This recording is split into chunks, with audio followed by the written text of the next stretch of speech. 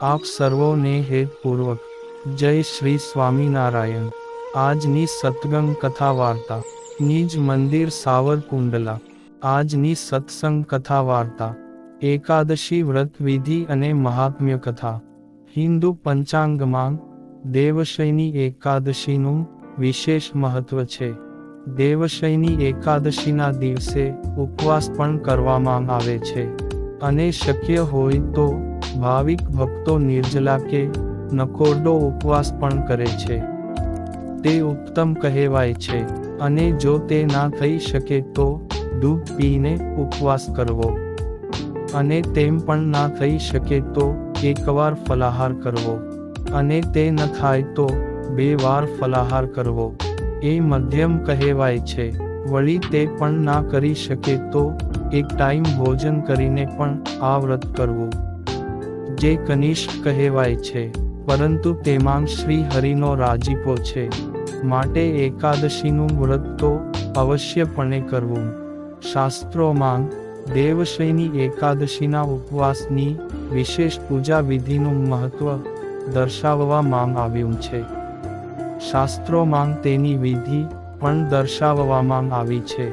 વળી આ દિવસે તુલસીની પૂજા કરવાનું પણ વિશેષ મહત્વ બતાવવામાં આવ્યું છે, જેમાં તુલસી ક્યારે ઘીનો દીવો કરી અક્ષત પુષ્પ અબીલ ગુલાલ કંકુ અમે સુગંધી દ્રવ્ય દ્વારા તુલસીના છોડનું પૂજન કરવું તેમજ તુલસી પત્ર કે તુલસીના માંજર શ્રી હરિ વિષ્ણુના ચરણોમાં ચઢાવવાથી વિશેષ ફળની પ્રાપ્તિ અને ભક્તની મનોકામના પણ પૂરી થાય છે। એકાદશી તિથિ ભગવાન વિષ્ણુને સમર્પિત છે, માટે દેવશયની એકાદશીના દિવસે વ્રત કરવાથી ભગવાન વિષ્ણુ પ્રસન્ન થાય છે। આ સિવાય આ દિવસે પૂજામાં તુલસીનો પ્રયોગ કરવો જોઈએ। તુલસીના ભોગ વિના ભગવાન વિષ્ણુની પૂજાને અધૂરી માનવામાં આવે છે। દેવશયની એકાદશીના દિવસે વહેલી સવારે ઉઠીને સ્નાન કરો, બાદમાં સ્વચ્છ વસ્ત્રો ધારણ કરો, તે બાદ ભગવાન વિષ્ણુને જળાભિષેક કરો અને તેમનું ધ્યાન ધરો। બાદમાં ભગવાન વિષ્ણુને ફૂલ, ચંદન, ચોખા અને નૈવેદ્ય અર્પિત કરો। તે વાતનું ધ્યાન રાખો કે ભગવાન વિષ્ણુને આ દિવસે જે પણ ભોગ ધરાવો તેમાં તુલસી પત્ર જરૂરથી ઉમેરો। તે બાદ ભગવાન વિષ્ણુના મંત્રોનો જાપ કરો। આ સાથે ભગવાન વિષ્ણુના સ્ત્રોતનો પાઠ કરો। અંતમાં ભગવાન વિષ્ણુની આરતી ઉતારો અને પીપળાના વૃક્ષની પણ પૂજા કરો। ધ્યાન રાખો કે વ્રત કરવાની સાથે સાથે પૂજા બાદ કથાનો પાઠ જરૂરથી કરવો। ચાતુર્માસ એટલે શું? હવે તેના વિશે જાણીએ। ભાગવત પુરાણ અનુસાર ભગવાન વિષ્ણુએ ઇન્દ્રના સ્વર્ગનું રાજ્ય ફરીથી અપાવવા માટે વામન અવતાર લીધો હતો। અસુરોના રાજા બલિએ 3 લોક પર અધિકાર મેળવી લીધો હતો। ત્યારે વામન ભગવાન રાજા બલિની પાસે ગયા હતા અને 3 પગ ભૂમિનું દાન માગ્યું હતું અને તેનો બલિ રાજાએ સ્વીકાર પણ કરી લીધો હતો। ત્યારે ભગવાન વામનજીએ એક પગમાં સંપૂર્ણ ધરતી, આકાશ અને દિશાઓને, બીજા પગમાં સ્વર્ગલોક માપી લીધું હતું અને પછી બલિને પૂછ્યું કે ત્રીજો પગ ક્યાં મૂકું? ત્યારે રાજા બલિએ પોતાનું માથું આગળ ધર્યું હતું। બલિની દાનશીલતા જોઈને ભગવાન વિષ્ણુ પ્રસન્ન થઈ ગયા હતા। તેમણે બલિને વરદાન માંગવા માટે કહ્યું હતું। ત્યારે રાજાએ વામન ભગવાનને તેમની સાથે મહેલમાં રહેવાનું કહ્યું હતું, પરંતુ તેનાથી લક્ષ્મીજી વિચલિત થઈ ગયા હતા। તેમણે બલિને પોતાનો ભાઈ બનાવીને ભગવાન વિષ્ણુને વચન માંગથી મુક્ત કરવા કહ્યું હતું। ત્યારે ભગવાન વિષ્ણુએ કહ્યું હતું કે તેઓ આ 4 મહિના પાતાળ લોકમાં વિશ્રામ કરશે, તેથી તેને ચાતુર્માસ કહેવામાં આવે છે। દેવશયની એકાદશીને દેવપોઢી એકાદશી પણ કહે છે। અષાઢ સુદ 11થી 4 મહિના સુધી ભગવાન વિષ્ણુ સાગરમાં શયન કરે છે.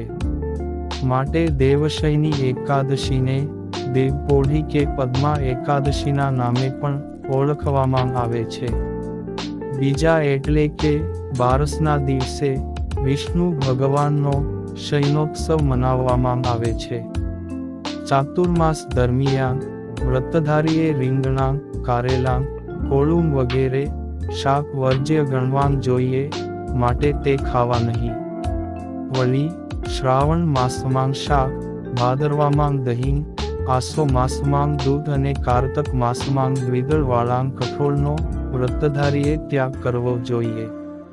ઈષ્ટદેવ ભગવાન શ્રી હરિએ આ ચાતુર્માસ દરમિયાન વિશેષ નિયમો લેવાની શિક્ષાપત્રીના શ્લોક નંબર 76, 77, 78 માં આજ્ઞા કરી છે કે મારા આશ્રિતે ચાતુર્માસને વિશે આ 8 નિયમે: ભગવાનની કથા સાંભળવી. 2.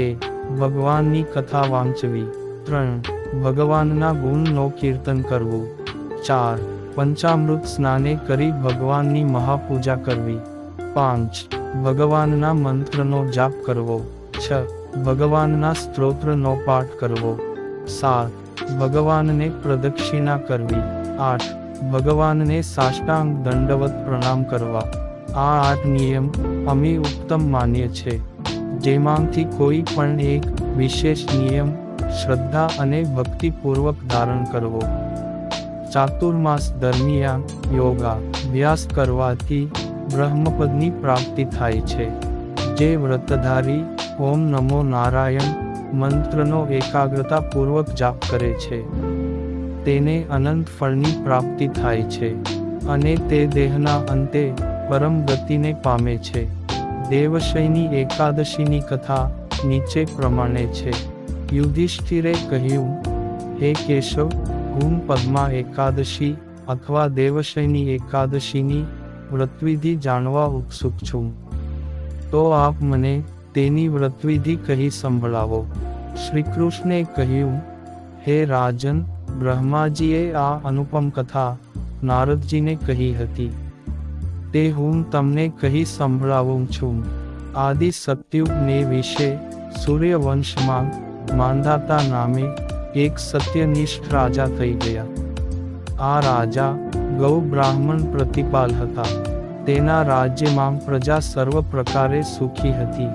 પૂર્વના કોઈ પાપને લીધે રાજ્યમાં સતત 3 વર્ષ સુધી દારૂણ દુકાળ પડ્યો અને લોકોને ભૂખે મરવાનો વારો આવ્યો.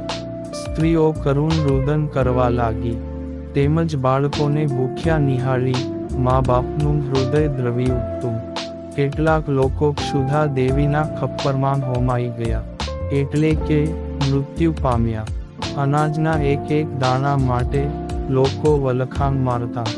અનાજના સાંસા પડવા માંડ્યા. રાજાએ વિચાર્યું કે અન્ન બ્રહ્મ છે, સમગ્ર વિશ્વનો આધાર અન્ન પર છે. અન્નપૂર્ણા દેવી જરૂર રૂઠ્યાં હોય એવું લાગે છે. તેમાં જરૂર મારો કંઈક દોષ હોવો જોઈએ. અને પછી આવેલી કરુણ વિપદાના નિવારણ હેતુ તેઓ સંતો પાસે ગયા. અને આખરે મહર્ષિ અંગિરસના આદેશથી રાજા માંધાતા અષાઢ સુદ દેવશયની એકાદશીનું વ્રત કરે છે. મુનિએ કહ્યું કે, હે રાજન, આ એકાદશી મનોવાંછિત ફળ આપનારી અને ત્રિવિધ તાપને હરનારી છે. લોકોને માટે આ વ્રત હિતકારી અને પ્રતિકારી છે. માટે તારે અને પ્રજાએ પણ આ દેવશયની એકાદશીનું વ્રત કરવું જોઈએ. માંધાતાએ પ્રજાના સહકારથી આ એકાદશીનું વ્રત કર્યું ને રાજ્યમાં મુશળધાર વરસાદ થયો અને ધરતી હરિયાળી બની પશુધન બચી ગયું અને લોકો પણ હર્ષવિભોર બની નાચી ઉઠ્યા.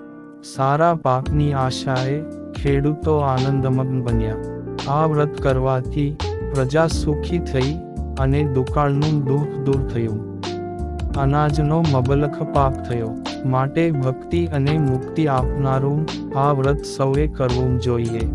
આ વ્રત કરવાથી ભગવાન વિષ્ણુ પ્રસન્ન થાય છે.